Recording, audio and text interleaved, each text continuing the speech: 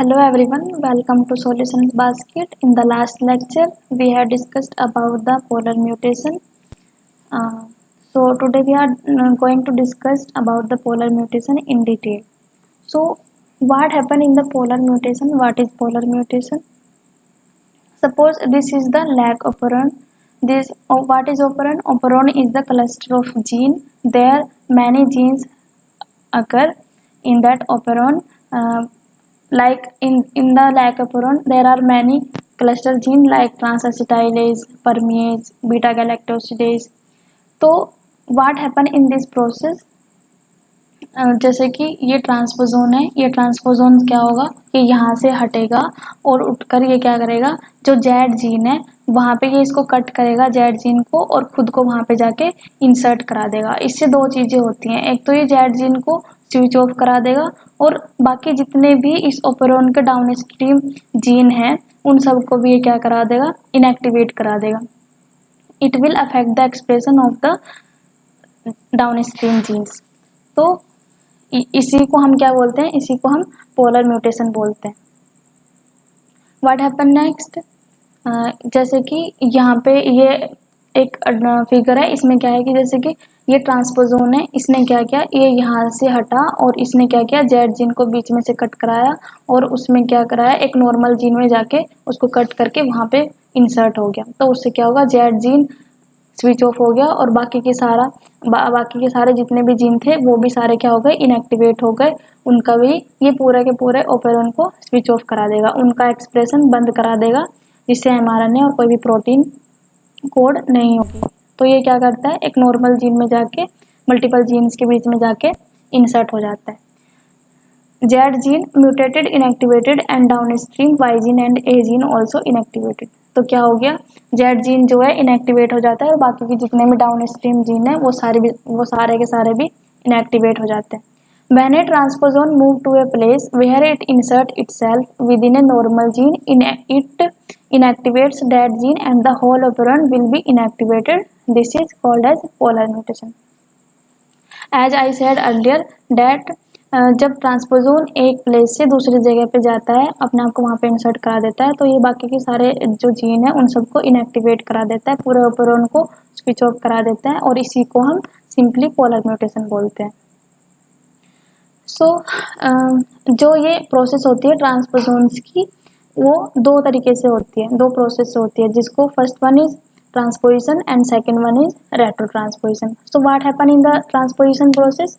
In this process, जैसे कि ये ट्रांसपोजोन है रेड कलर का, यहाँ पे क्या होगा, ये तो या तो सिंपली रेप्लिकेट करेगा या फिर यहाँ से कट होगा और वहाँ से कट होके अपना दूसरी जगह पे जाके डीएनए में ऐड हो जाएगा, टारगेट डीएनए में।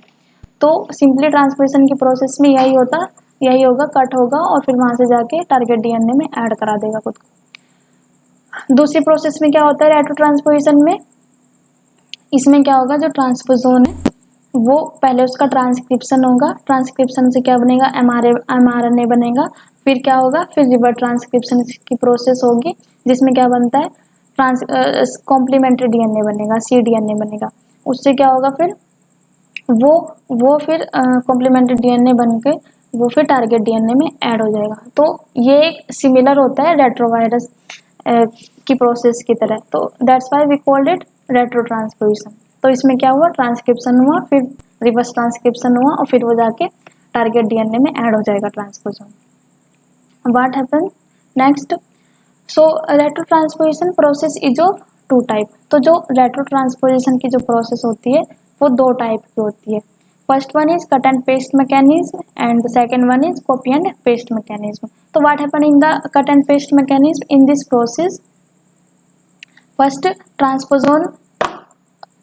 transposon will cut itself and it will add in the another position in the DNA sequence। तो इसमें क्या होता है, जो ट्रांसपोजोन है वो एक जगह से कट होके दूसरी जगह पे दूसरी पोजीशन पे ऐड हो जाएगा। तो ये इसको हम कंजर्वेटिव टाइप बोलते हैं, क्योंकि इसमें कोई भी कॉपी नंबर इंक्रीज नहीं हो रहा, तो इस वजह से हम इसको simply cut and paste mechanism बोलते हैं और इसको हम कंजर्वेटिव टाइप भी बोलते हैं। जो दूसरी प्रोसेस होती है कॉपी एंड पेस्ट मैकेनिज्म, ये एक रेप्लिकेटिव टाइप प्रोसेस होती है और इसमें कॉपी नंबर इंक्रीज होता है। जैसे कि यहाँ पे जो ट्रांसपोजोन है इसकी कॉपी बनेगी, it means it simply replicate and will make it's on copy and after that ये क्या करेगा कि जैसे कि यहाँ पे ट्रांसपोजोन है, इसने अपनी कॉपी बनाई और दूसरी कॉपी फिर दूसरी जगह पे डीएनए सीक्वेंस में ऐड होगी। तो इसमें क्या होता है, कॉपी नंबर इंक्रीज होता है। दूसरा क्या होता है, जो ट्रांसपोजेबल एलिमेंट्स होते हैं उनकी दो क्लासेस होती है, क्लास 1 एंड क्लास 2। क्लास 1 में क्या होता है, रेट्रो ट्रांसपोजोन होते हैं। तो इसमें क्या होता है, क्लास 1 में रेट्रो ट्रांसपोजोन होंगे और ये क्या क्या होगा, present in both prokaryote as well as eukaryote. मतलब कि ये बैक्टीरिया में प्रेजेंट होते हैं और ह्यूमन में भी प्रेजेंट होते हैं। और क्लास 1 फर्दर दो टाइप होते हैं क्लास 1 के, जैसे कि क्या होता है, viral ट्रांसपोजोन and other one is non-viral retrotransposon. Example of the viral transposon is LTR-RT.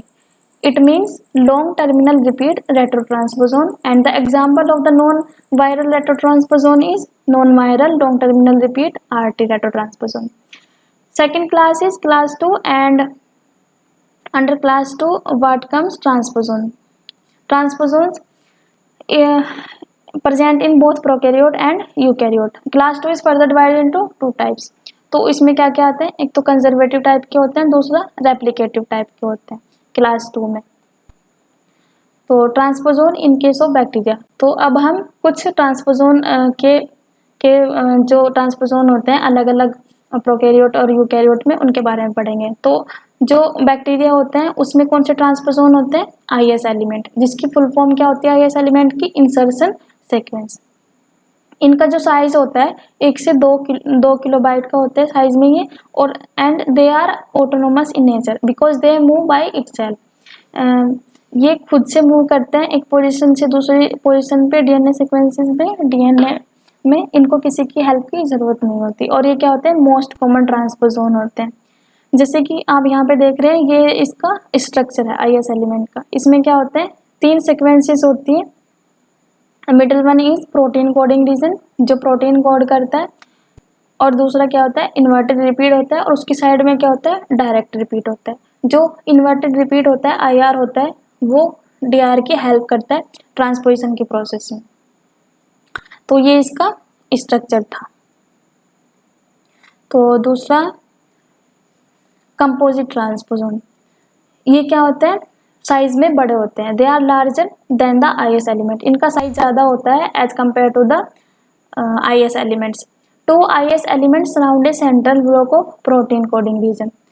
तो जो 2 आईएस एलिमेंट है, अगर हम 2 आईएस एलिमेंट को जोड़ देंगे तो हमारा एक कंपोजिट ट्रांसपोजोन बन जाएगा। जैसे कि आप यहाँ पे देख रहे हैं, ये एक कंपोजिट ट्रांसपोजोन है और यहाँ पे एक कंपोजिट ट्रांसपोजोन में 2 आईएस एलिमेंट सीक्वेंसेस है, 2 आईएस एलिमेंट्स हैं। और इसका एग्जाम्पल क्या होता है, TN9, TN10 एंड TN5। ये एग्जाम्पल भी बहुत ही ज़रूरी है, इनको याद रख लेना। दूसरा क्या होता है, ट्रांसपोजोन इन केस ऑफ यूकैरियोट। तो यूकैरियोट में कौन से ट्रांसपोजोन होते हैं, इसमें होते हैं ACDS एलिमेंट। तो इनको किसने डिस्कवर किया था, discovered by Barbara McClintock. They are controlling element. ये कंट्रोलिंग एलिमेंट होते हैं, it means they control the expression of the genes. तो ACDS एलिमेंट्स में क्या होता है, AC होता है एक्टिवेटर, जो कि मेन एलिमेंट होता है, और इनका क्या नेचर होता है, ये ऑटोनोमस होते हैं नेचर में, एग्जिबिट कंजर्वेटिव मोड ऑफ ट्रांसपोजोन। और दूसरा होता है DS एलिमेंट, एक इसमें पाए जाते हैं, मेज में पाए जाते हैं। So for today's lecture that's it, further we will discuss in the next lecture. So thank you so much.